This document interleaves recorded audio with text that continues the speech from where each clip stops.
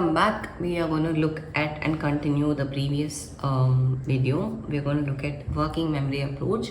The last video we saw about how are the three stages of memory, or Atkinson's different model of memory.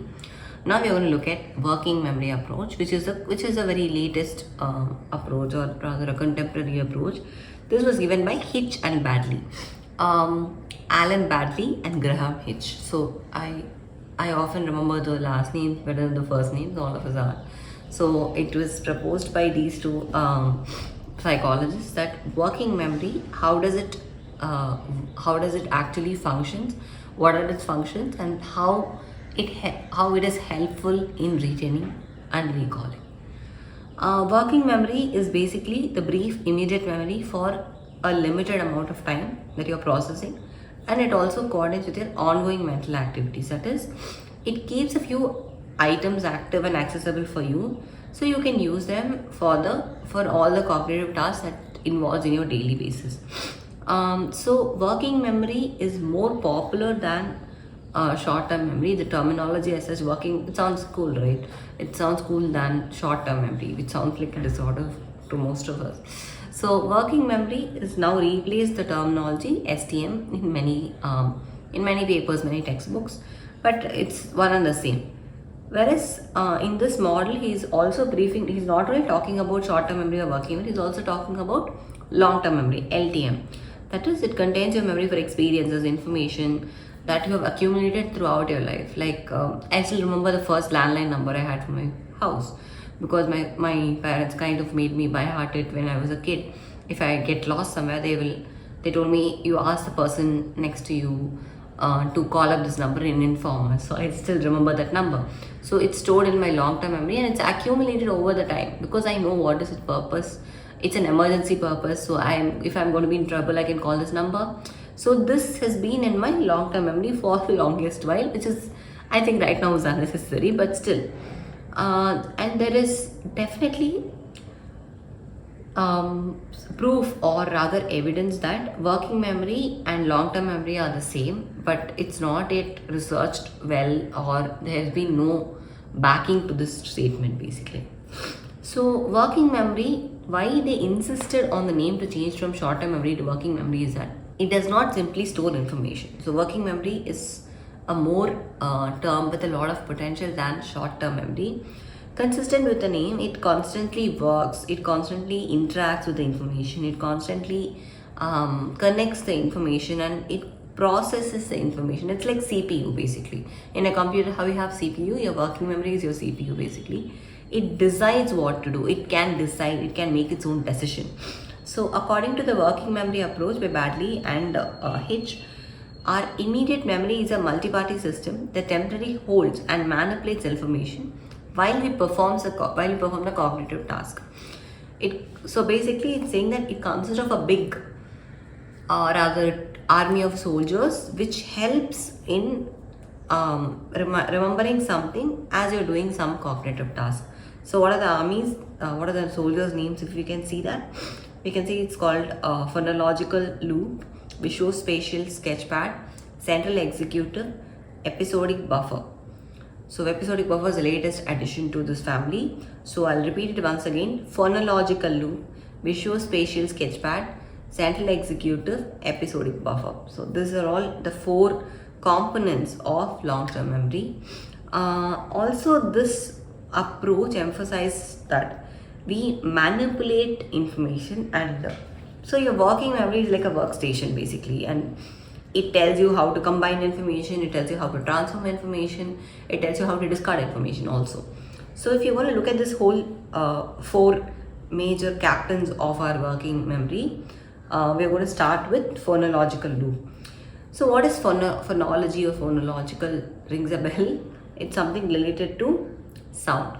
So phonology, I think, is the study of sound, if I'm not wrong. So phonological loop is basically trying to process any memory with respect to sound. That is, sometimes we kind of hear something and we remember it by the sound of it. We don't actually take the meaning of it, but the sound is what reminds you of something, right? So that is an example, or you can say these ringtones or these theme music, they remind you of brands, right? So this is another association that you can make with a brand. Obviously, this has a basic level of classical conditioning, but the sound reminds you of something, right? So there is a part of phonological loop that is playing a role here. So this not only holds good with the sounds that are very outward and audible, this also with respect to sub-vocalization. I always sub-vocalize something, like you mumble to yourself and you say that you want to pronounce it, you want to remember it. I am going to say this word one more time. I'm going to say, so like I keep forgetting the app's name for something, like some app for something, like there is this app called Balance for meditation and stuff, and I often say it is Breathe because there's a similar app like that. So I have to say it's not Breathe, it's Balance. It's Balance. When I'm suggesting it to someone, I say the wrong name and then say I don't know, this is wrong. So this memory error can be traced to this acoustic confusion that I'm talking about. Like for instance, the app's name is actually Balance, but I also know an app by the name Breathe. So it's Balance and Breathe both starts with the same syllable for me. So it's confusing for me that if it's Balance or Breathe even now. So this is what we call as acoustic confusion because they are very similarly sounding words. Like we saw how retroactive and proactive interference are confusing to one another, something like that. So what exactly is the purpose of phonological loop? So it helps you when you learn a new word. It helps you for this mathematical calculation and a lot of problem solving techniques. That's why I think when you were little, we used to recite the tables every time before the math class, right? I don't know if you all did it. I did it very religiously before all my math classes. So my teacher would say 7th table, 8th table, and we'll recite the whole table. So that memory is getting reinforced again with the sounds here. So that is what phonological loop is doing. The second component, the second soldier, is visuospatial pad. Basically, it's like the name suggests, it's visual and spatial put together. It's really nice that this theory is so simple. Like it's very direct. It just suggests with the name itself, you know what it's talking about. It's not like other theories in biopsych when the name suggests something and the meaning is something else or just the opposite of what the name means. So here, visuospatial pad, it allows you to navigate from one location to another. It pairs your spatial ability and your visual ability. So it stores the information about something that visually in a verbal description, like imagining a story. Both phonological loop and visuospatial pad has limited capacity.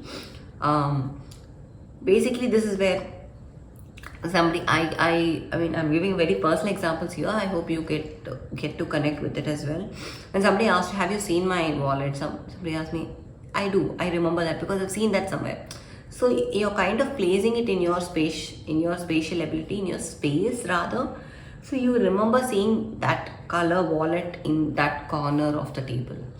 You remember seeing this color watch in this part of your house. So I'm often able to recall it better when I see it in a place which is very untypical to that.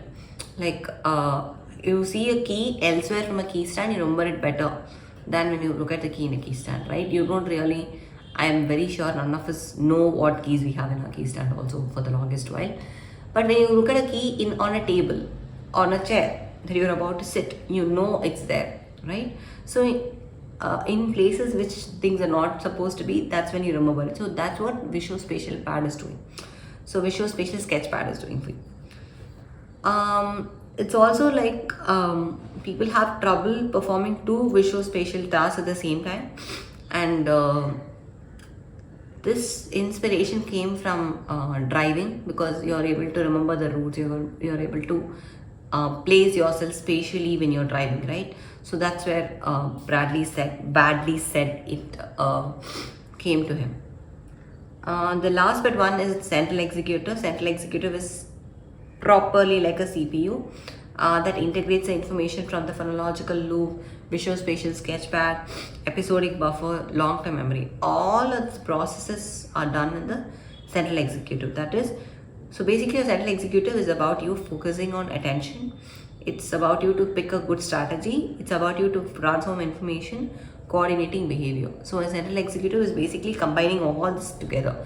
So basically, when you're about to write your exam, your central executive will be like, pay attention to your paper, write your question paper, read your question paper well, select your strategy, write your 10 marks first, for 1 mark first or 3 marks first.